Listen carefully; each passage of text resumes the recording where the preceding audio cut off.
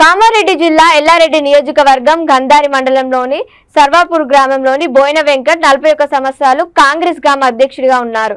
2023 December 31 నాడు heart ప్రాబ్లంతో చనిపోయారు. ఎల్లారెడ్డి నియోజకవర్గం ఎమ్మెల్యే మదన్ మోహన్ రావు మొదటి జీతం 4 లక్షల రూపాయలు బోయిన వెంకట్ భార్యకు అందించారు.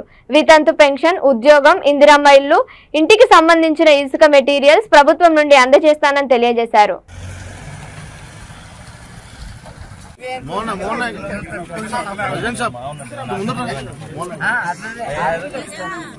వెంకటి కుటుంబానికి ఆర్థిక సాయం అందజేయడానికి వచ్చినటువంటి శాసనసభ్యులకు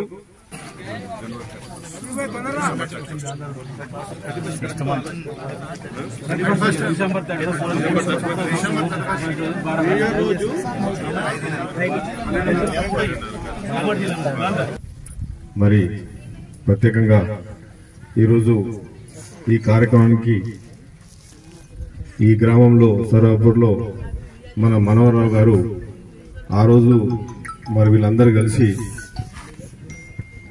చనిపోయిన రోజు డిసెంబర్ 31 తారీఖు నాడు రాత్రి 11:30కి మరి సడన్ గా అకాల మృతి, అంటే చాలా చిన్న వయసు, 41 సంవత్సరాలు.